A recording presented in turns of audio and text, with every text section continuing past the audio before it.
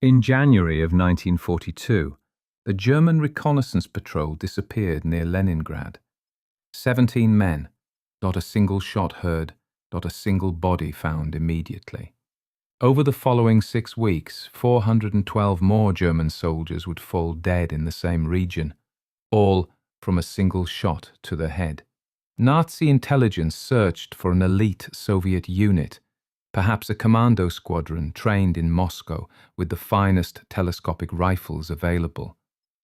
But the man hunting them was no professional soldier. He was a Siberian shepherd who had never seen a city until he was conscripted. How is it that 9 of the 11 deadliest snipers in modern warfare history were simple farmers and rural hunters? And why did 64% of them survive when 3/4 of ordinary snipers died? To understand how men like this could achieve what they did, you first need to understand the war they were fighting. This wasn't a conflict of equals. The numbers tell that story clearly enough. When the Soviet Union invaded Finland in 1939, they brought 1 million soldiers. The Finns had 300,000. The Soviets brought 6,000 tanks. The Finns had 32. The Soviets had 3,000 aircraft. The Finns had 114. On paper, it should have been over in 2 weeks, but the Soviets were invading in winter, and they were invading a country that was 70% forest and swamp. The temperature dropped to 40 below zero, cold enough that diesel fuel froze solid, that gun mechanisms seized, that men died simply from exposure. The Red Army had been trained for deep battle doctrine, massive mechanized sweeps across open terrain. Finland had no open terrain, just endless forest, and men who knew every square mile of it. The Finns didn't fight the way armies were supposed to fight. They used Motti tactics, surrounding and isolating Soviet columns, then systematically destroying them. And at the individual level, they relied on something the Soviets hadn't prepared for. Snipers who had spent their entire lives hunting in conditions that killed professional soldiers. In the middle of that nightmare stood 11 men whose names you've never heard. They came from places most people couldn't find on a map: Siberian villages, Caucasian mountains, Yakutian tundra, remote Finnish farms. Before the war, they had been shepherds, loggers, metal workers, hunters, men who understood cold, understood patience, understood how to kill without being seen. Take Simo Häyhä, a Finnish farmer and competitive marksman who understood something the military academies didn't teach: the science of shooting in extreme cold. He was 5 feet 3 inches tall, quiet, methodical. He'd spent his life hunting in Finnish winters, and when the war came to his doorstep, he made a decision that would define him. He refused the telescopic sight. Every Soviet sniper used one. Every German sniper used one. The optical scope was considered essential equipment. But Häyhä knew 3 things those military experts didn't. First, a telescopic lens reflects light. In winter sun on white snow, that reflection is a death sentence. It advertises your position to anyone looking. Second, scopes fog in extreme cold. Moisture condenses on the internal glass, rendering them useless precisely when you need them most. Third, a scope forces you to raise your head higher to align your eye with the optic. Every inch of height makes you a larger target. So Häyhä used iron sights, the simple, open, notch and post system that came standard on his Finnish M2830 rifle. No glare, no fogging, lower profile. And because he'd been shooting with iron sights since childhood, he was just as accurate at 300 meters as men with expensive optics. But that was just the foundation. Häyhä understood something deeper about winter warfare. He compacted snow in front of his position and then poured water over it, letting it freeze into solid ice. When he fired, The muzzle blast wouldn't kick up a telltale cloud of powder snow. He wore a white camouflage suit that made him invisible against the snow. And here's the detail that separates professionals from predators. He kept snow in his mouth while shooting. His breath in 40 below temperatures created vapor clouds that would give away his position. The snow melted slowly, eliminating that vapor signature entirely. He had created, using nothing but a farmer's logic and a hunter's instinct, the perfect killing system for winter warfare. His routine was brutal. He woke before dawn when the winter darkness was absolute. He'd tell his squad mates, "I'm going hunting." Then he'd disappear into the forest. An officer reading a map, 300 meters, crack. A machine gun team setting up position, 250 meters, crack, crack.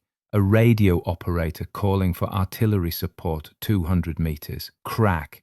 On December 21st, Simo killed 25 Soviet soldiers. On Christmas Day, he killed 38. The numbers were impossible. By January, he had killed over 200 men. By February, over 400, all with iron sights, in temperatures that froze men solid where they stood. The psychological effect on the Red Army was catastrophic. They called him the White Death. Soviet soldiers stopped wanting to patrol certain sectors. Officers stopped issuing orders for reconnaissance in areas where Häyhä operated.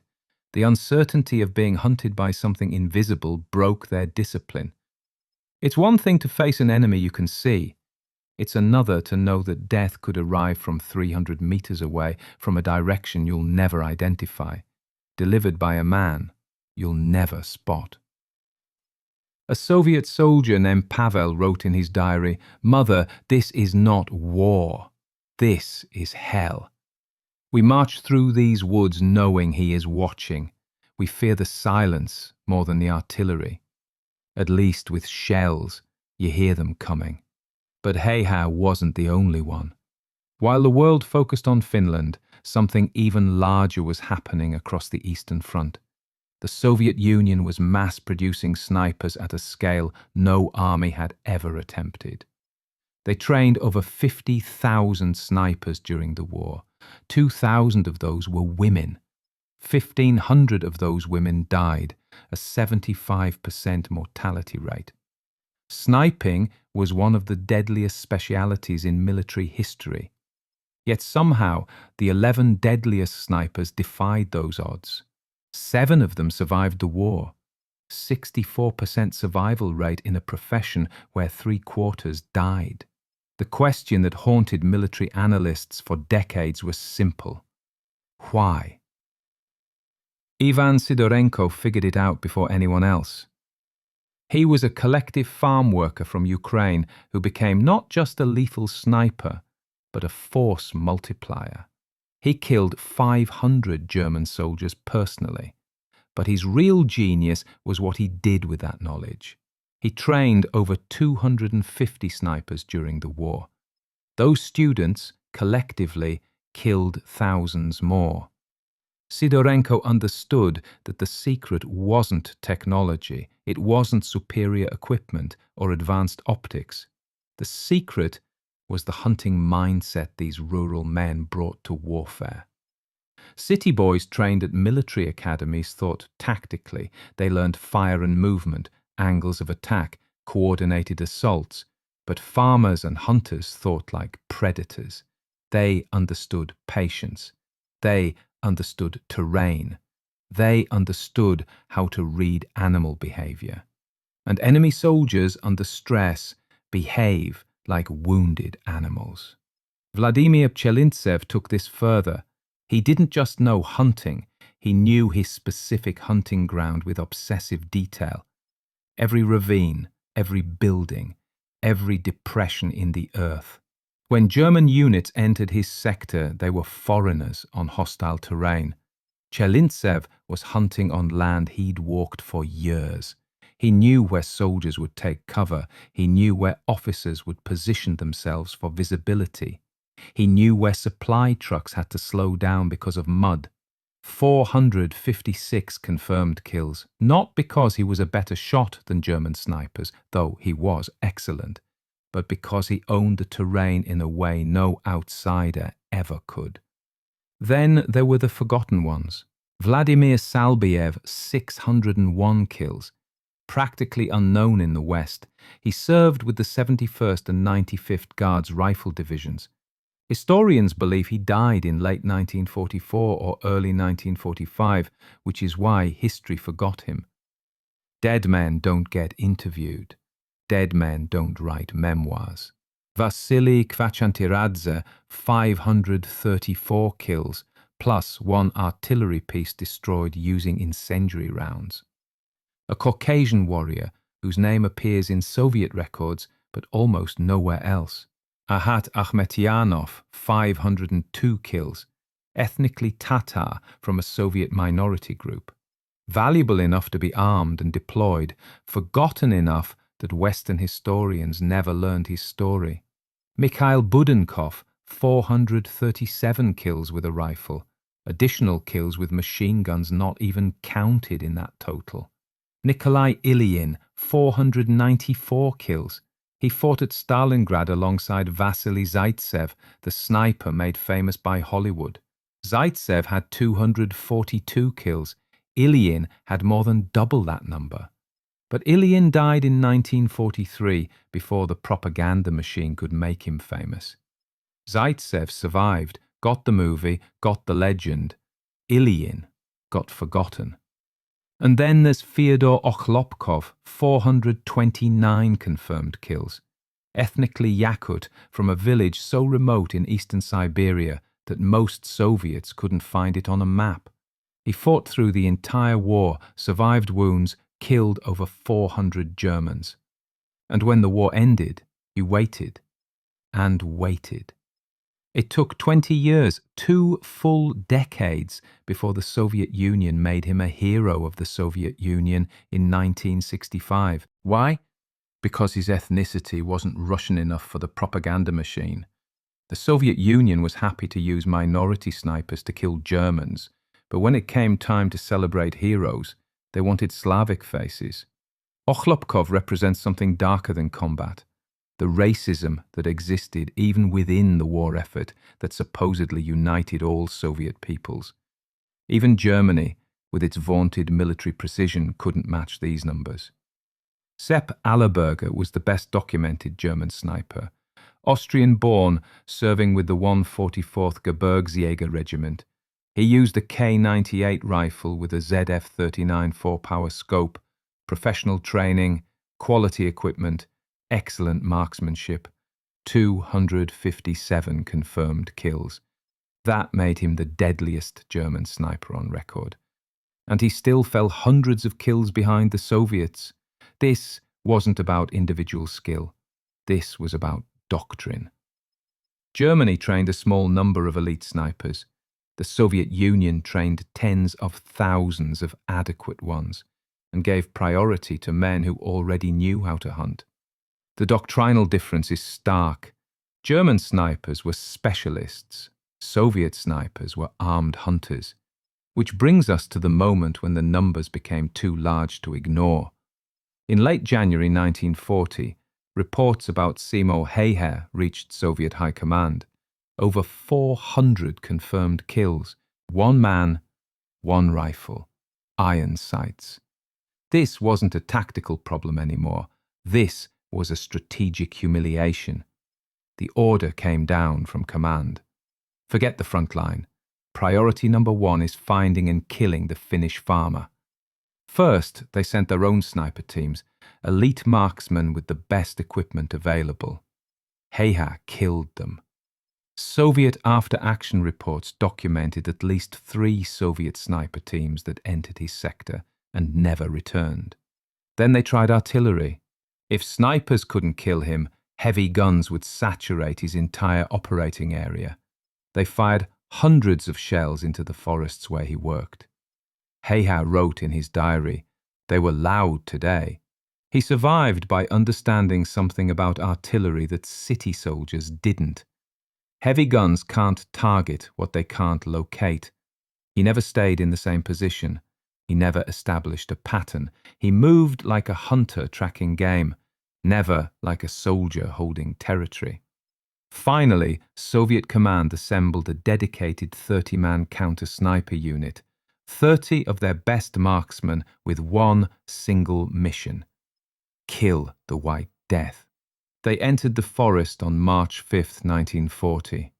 It should have been overwhelming force, 30 trained snipers hunting one man. But they were looking for a soldier. Häyhä was looking for targets. He saw their scopes glinting in the winter sun, the same glint that had gotten countless Soviet snipers killed. He used his Suomi submachine gun that day, switching to automatic fire when the range is closed. By the following morning, Finnish patrols found 27 bodies. The Soviet Union, desperate now, issued orders for systematic grid elimination. They would erase the entire forest with artillery, sector by sector, until nothing remained. Scorched earth, because precision had failed.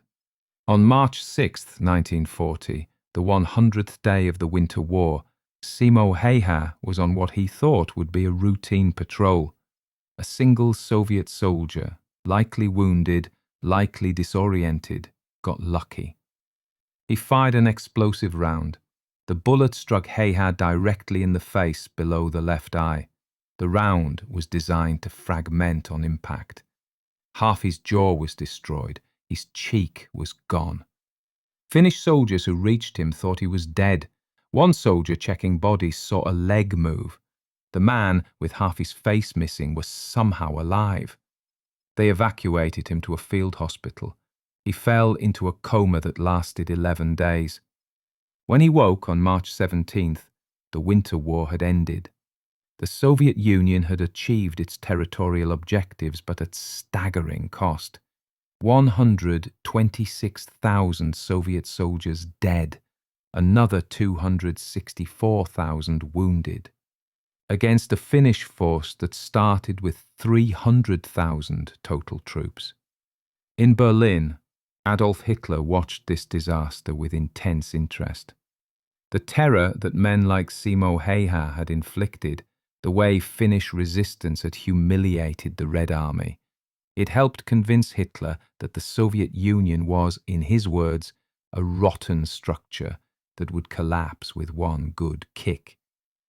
That miscalculation would cost Germany the war. Hitler launched Operation Barbarossa in 1941, expecting quick victory. He got Stalingrad instead. He got millions of dead. He got snipers like Sidorenko, Ilyin, Salbiev, Kvachantiradze, Okhlopkov, Pchelintsev, all those forgotten names with their impossible kill counts. Häyhä survived. He underwent 26 surgeries over the following years. His face was permanently deformed. His jaw was reconstructed with wire and bone grafts.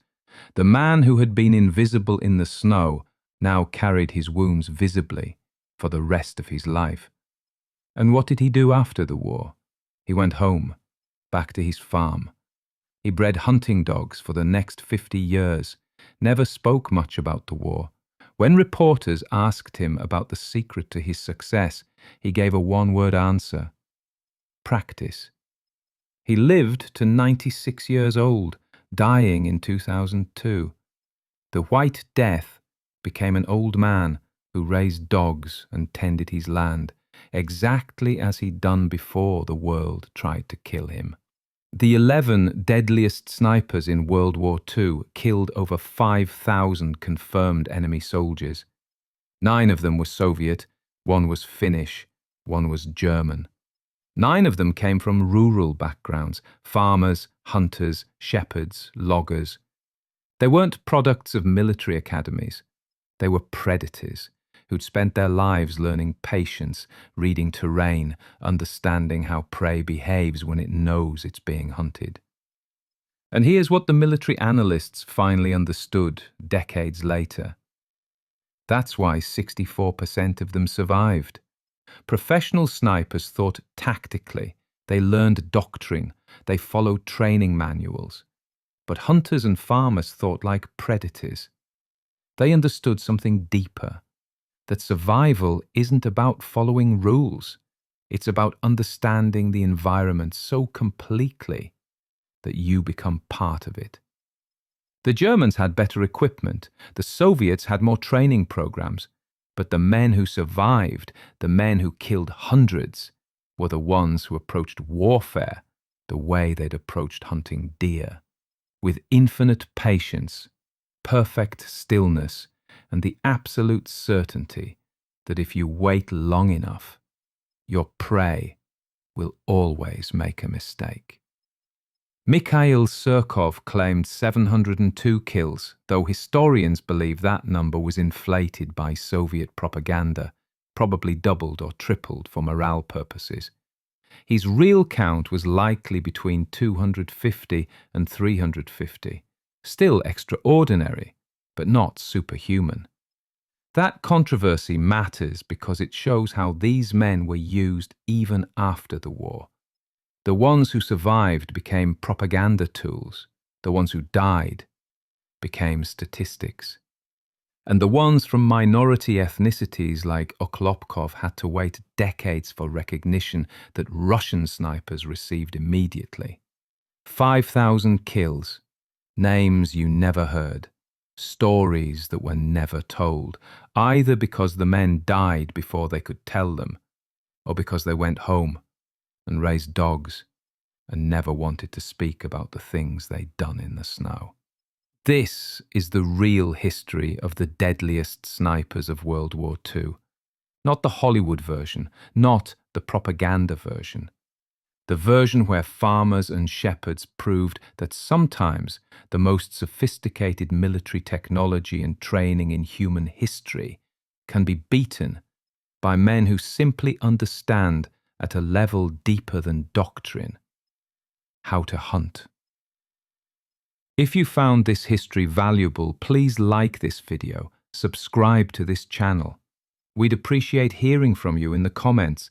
Tell us where you're watching from and if you knew any of these names before today. Thank you for watching, and thank you for keeping these stories alive, stories that deserve to be remembered, even when history tried to forget them.